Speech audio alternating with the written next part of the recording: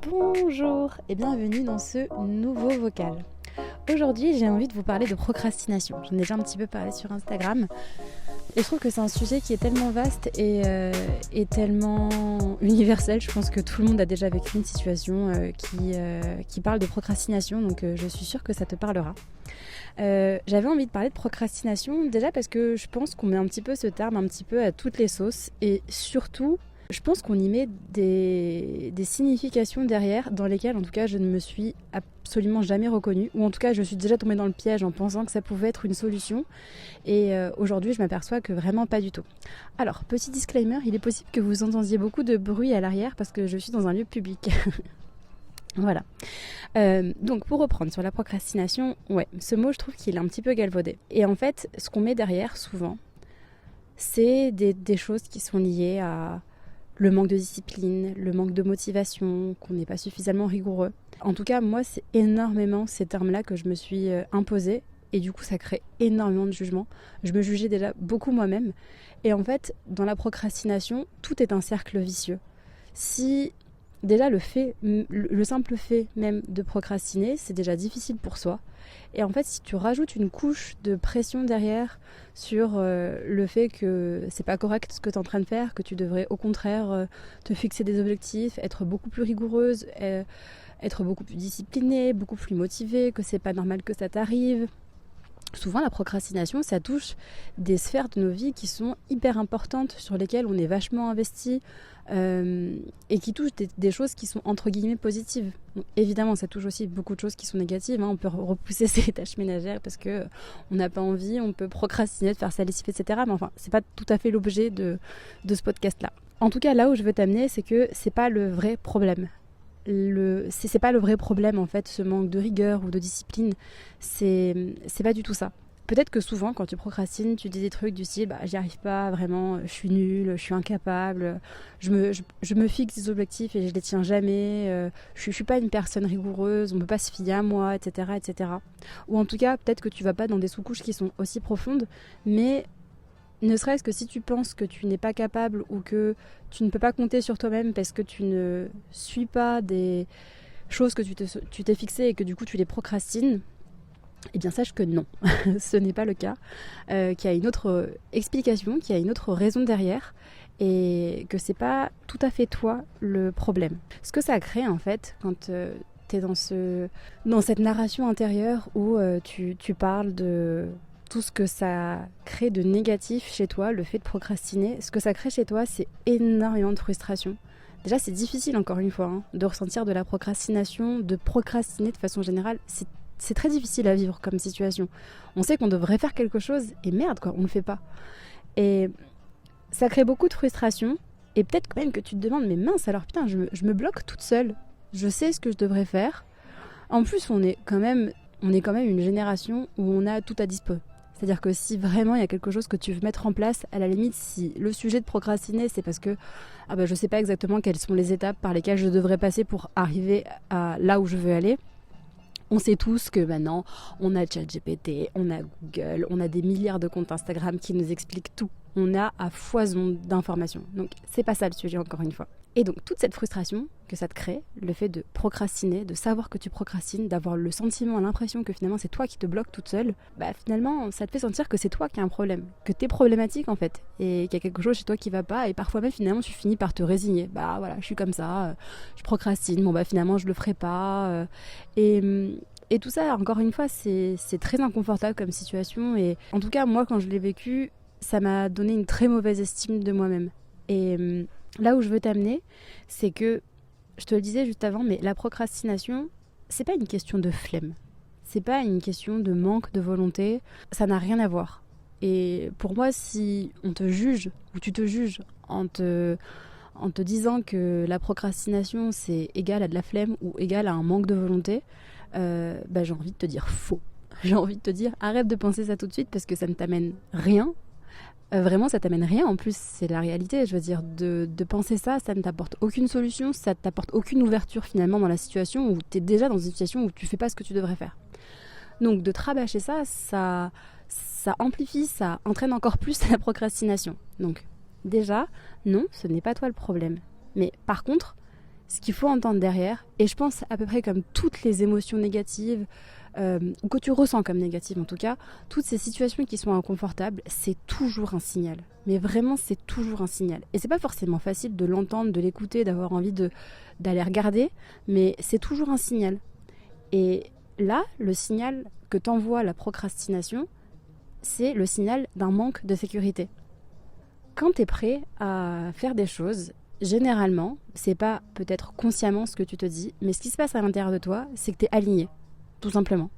Et être aligné, ça veut dire que entre ce que tu penses, entre ce que tu veux et les actions que tu mets en place pour aller vers ce que tu veux, tout est fluide.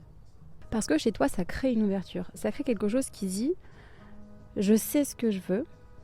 Du plus profond de mon être, je sais ce que je veux et je sais qu'est-ce que je dois mettre en place pour pouvoir aller là. Il n'y a pas de contraction, il n'y a pas de... Même de façon inconsciente, il n'y a pas quelque chose qui vient bloquer ton énergie, il n'y a pas quelque chose qui vient bloquer ton mental, il n'y a pas tout ça.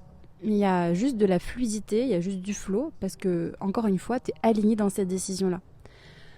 Là où, au moment où ça bloque, c'est souvent quelque chose qui freine. En fait, ton système nerveux, la seule chose qu'il veut pour toi, c'est te protéger.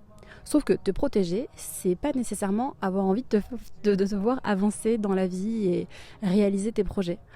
On sait que pour créer la vie qui te fait kiffer, pour pouvoir aller vers ce qui t'épanouit, ça veut nécessairement dire généralement d'évoluer, ou en tout cas de faire un travail intérieur qui te permet d'évoluer et qui te permet du coup d'atteindre des nouvelles choses, des nouveaux objectifs, des nouveaux trains de vie qui t'inspirent. Tout ça, ça a son lot d'incertitudes.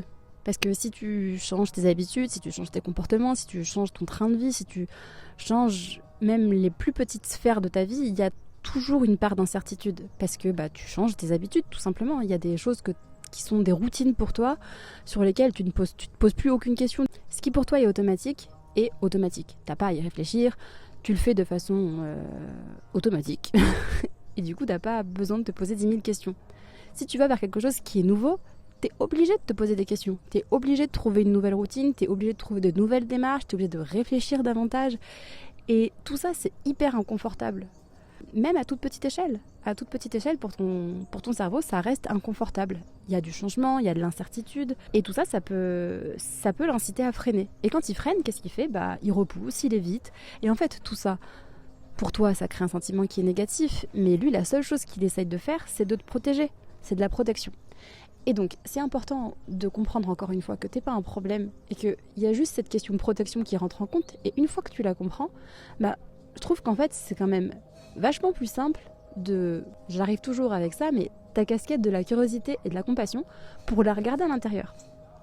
Parce que la question, c'est encore une fois, pas comment est-ce que je peux faire pour être beaucoup plus disciplinée, qu'est-ce que je peux mettre en place pour devenir hyper rigoureuse, être hyper motivée, hyper disciplinée. Non, c'est pas du tout dans ce sens-là. C'est plutôt qu'est-ce qui, en moi, en ce moment, n'est pas en sécurité. Quand tu penses à ce changement, quand tu penses à ce truc que tu es en train de procrastiner, qu'est-ce qui, en toi, ne se sent pas en sécurité ? Comment tu fais pour savoir ça ? Généralement, quand tu penses à ça, il y a un endroit dans ton corps qui se contracte. Et quand ça se contracte, c'est exactement là que tu dois aller regarder. Et là, tu te poses des questions. Tu peux chercher à rester ouverte et à te demander, qu'est-ce que je suis en train d'essayer d'éviter ? Et pour que ça puisse venir à toi, il faut vraiment que tu puisses accepter de recevoir cette information. Tes résistances, et la procrastination, ça en fait partie, c'est une résistance. Tes résistances, pour t'en libérer, la seule chose que tu peux faire, c'est de lâcher. Alors, je vais pas te dire des trucs du style, il faut que tu lâches prise, même moi, c'est quelquefois un peu nébuleux, cette notion-là, ce concept-là. Mais lâcher dans le sens, ok, j'ai pas toutes les réponses là, il se passe quelque chose en moi sur lequel, je sais pas. J'ai pas de prise, je sais pas exactement pourquoi est-ce que je réagis comme ça. Je comprends que c'est certainement parce que mon corps se sent pas en sécurité, peut-être qu'il essaye de me protéger parce que on sait pas ce qui va advenir après quand je vais entamer cette chose que je procrastine. Mais en tout cas, il y a mon cœur qui sait que j'ai envie d'aller vers là. Donc je vais regarder ce qui se passe. Qu'est-ce que j'essaye d'éviter dans ce moment-là ? Qu'est-ce qui me fait peur réellement ? À quel moment je me sens pas en sécurité quand je m'imagine aller vers ça ? Et souvent c'est un peu paradoxal ou un peu difficile d'aller dans cette direction. Pourquoi ? Parce que souvent, ce dont tu as envie, c'est sur le papier tellement une évidence que tout le monde a envie de ça, que toi, la première, tu as envie de ça, que pourquoi est-ce que tu voudrais te prévenir d'aller dans ce sens-là ? c'est une aberration, c'est ridicule. Par exemple, tu peux être dans une situation où tu as, je sais pas, très envie d'avoir beaucoup plus d'argent, d'avoir un train de vie qui est beaucoup plus confortable. Je pense qu'on est à peu près toutes dans cette situation. On a peut-être toute envie d'avoir plus d'argent, d'être plus confortable, de pouvoir aller se payer des restos vraiment quand on veut, de pouvoir investir de l'argent, d'avoir plus d'argent de façon générale. Moi, la première, quand je me dis ça, si je suis tout à fait honnête avec moi-même, je sais qu'il y a encore une part de moi qui a un petit peu peur. Et cette part de moi qui a un petit peu peur, c'est une part de moi dans laquelle je me dis ouais, j'ai envie de ça, et en même temps, si je suis celle qui devient riche, si je suis celle qui a d'un coup beaucoup d'argent, il y a beaucoup de gens qui vont dépendre de moi. Je vais avoir vachement plus de responsabilités. Je vais devoir gérer beaucoup de choses sur le plan financier. Je vais certainement devoir me renseigner davantage sur comment est-ce que ça se passe au niveau de l'épargne, au niveau des investissements, au niveau des placements. Je vais devoir comprendre le jargon. Je vais peut-être... ça, c'est une de mes croyances, par exemple. Mais je vais certainement aussi devoir faire peut-être plus attention. Peut-être que les gens vont savoir que j'ai plus d'argent et peut-être qu'ils vont essayer de me proposer des choses plus chères parce qu'ils savent que je peux le payer. Et ça, c'est de la contraction. Ça, c'est de la résistance. Et ça peut être un frein qui peut rester inconscient si tu choisis pas de le regarder. Mais ça peut être quelque chose qui freine ton accès à davantage d'argent. Donc là, cet exemple, c'est quelque chose qui me parle à moi. Peut-être que ça ne te parle pas forcément. Mais en tout cas, il y a quelque chose que tu procrastines. Et si tu le procrastines, c'est nécessairement parce que dans tes sous-couches, il y a quelque chose que tu freines. Il y a quelque chose que tu cherches à éviter. Même si la situation globale te paraît incroyablement belle, qu'elle correspond tout à fait à ce que tu veux, il reste un désalignement. Là où je veux en venir, c'est que tu peux essayer toutes les méthodes du monde. Tu peux essayer toutes les méthodes du monde pour être plus disciplinée, plus rigoureuse. Ça ne changera rien. Si au fond de toi, il reste quelque chose, il reste une résistance que tu cherches à éviter, ça ne changera rien. Donc, comment est-ce qu'on fait pour limiter la procrastination ? Admettons, demain, tu dois travailler sur ton projet, sur le projet de tes rêves qui te fait tellement envie, qui vraiment, mais c'est un appel du cœur, tu sais que tu dois aller dans cette direction. Et pour autant, il n'y a rien à faire, tu le fais pas. À la place, tu scrolles sur Instagram, tu vas faire tes courses, tu te mets à préparer 10 000 trucs à manger comme si c'était l'urgence du moment. Et à ce moment-là, moi, ce que je t'invite à faire, c'est pas grave, vas-y, fais. Si tu veux aller faire tes courses, fais-le. Si tu décides d'aller finalement marcher dans la nature, aller scroller sur Instagram, etc., fais-le. Mais avant ça, prends 5 minutes. Prends 5 minutes et dis-toi, ok, je le fais en pleine conscience. Je sais qu'à la place de ça, je suis censée faire autre chose. Clairement, je freine. Clairement, là, je suis en train de freiner, j'ai un petit peu peur. Et utilise ces 5 minutes juste pour te dire, ok, dans ce cas-là, qu'est-ce que je suis en train d'éviter ? Il y a quoi réellement qui me fait peur ? Et c'est à ce moment-là que tu dois regarder parce que c'est à ce moment-là qu'il y a l'émotion qui est présente. C'est dans le moment pile où tu cherches à éviter qu'il se passe quelque chose. Et c'est pour ça que c'est beaucoup plus simple d'aller regarder à ce moment-là. Et ça ne veut pas dire que tu dois faire une introspection incroyable, extrêmement longue, une méditation, etc. Mais juste 5 minutes. Et le fait que tu saches en plus que c'est que 5 minutes et que tu vas quand même t'autoriser, entre guillemets, ce plaisir-là, derrière, d'aller faire toute autre chose qui t'évite cette situation qui est inconfortable, tu verras que c'est beaucoup plus simple.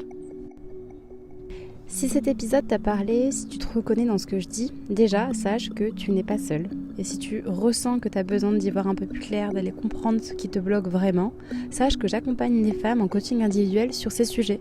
Tu peux remplir le lien en description et je prendrai le temps de te lire et on pourra ensuite discuter ensemble. À très vite!